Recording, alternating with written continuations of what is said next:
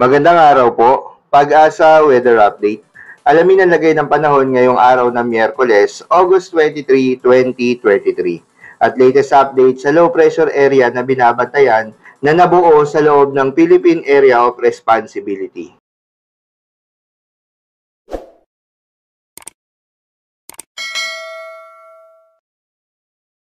Magandang umaga po, midweek na at narito na ang lagay ng ating panahon ngayong araw nga ng Miyerkules, August 23, 2023. Makikita ho natin sa ating latest satellite images, patuloy pa rin yung pag-iral ng southwest monsoon o habagat sa malaking bahagi ng Luzon, ng Visayas at ng Mindanao. Makikita ho nyo yung mga kaulapan na nakakapekto ngayon, partikular na nga sa malaking bahagi ng ating kapuluan.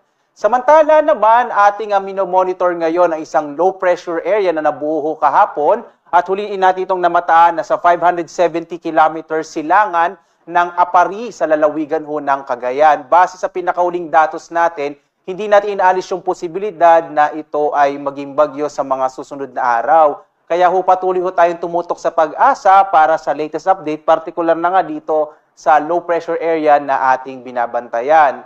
Samantala ho, itong ang habagat ay inaas natin magdadala pa rin ng maulap na kalangitan na malaki yung tsansa ng mga pag-ulan, partikular na sa bahagi ng Visayas, ng Mindanao, Mimaropa, sa Bicol Region at dito sa may bahagi ho ng Bataan at Zambales. Habang ang Cordillera at ganun din ho itong Cagayan Valley, ito namang trough o extension ng low pressure area magdadala ng maulap na kalangitan na may kalat-kalat ho ng mga pag-ulan, pagkilat, pagkulog. Sa bahagi naman ng Kamaynilaan, gayon din sa Ilocos Region at nalalabing bahagi ho ng Central Luzon, inaasahan pa rin natin na mainit pa rin ho yung tanghali, subalit mas malaki yung chance ng mga pag-ulan sa hapon hanggang sa gabi. Posible din ho yung mga pag-ulan sa madaling araw, katangian ho yan ng southwest monsoon o habagat.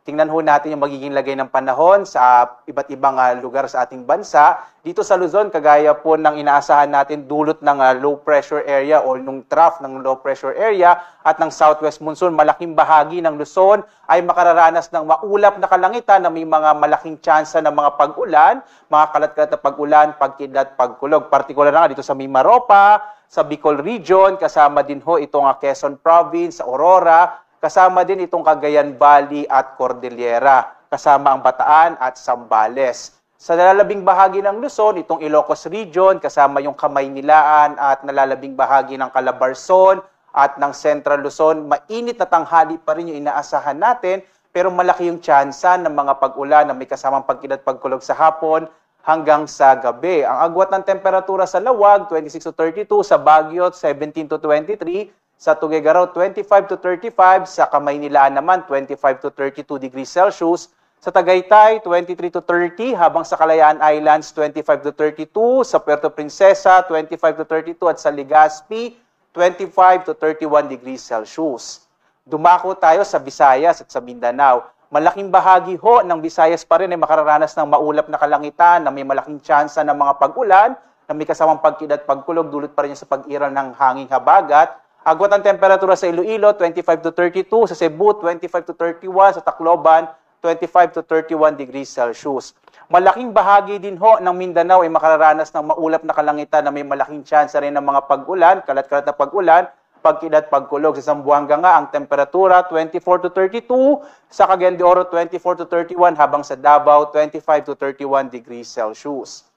Sa kasalukuyan ho, itong lagay ng ating karagatan, wala ho tayong nakataas na gale warning, pero in general ho, no, banayad hanggang sa katamtaman ang magiging lagay ng pag-alon ng karagatan.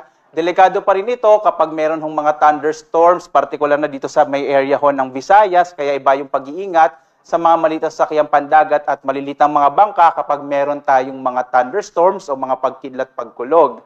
Samantala naman ito ating inaasahang magiging lagay ng panahon, lalo na po at inaasahan pa rin natin long weekend, sa nalalapit na long weekend.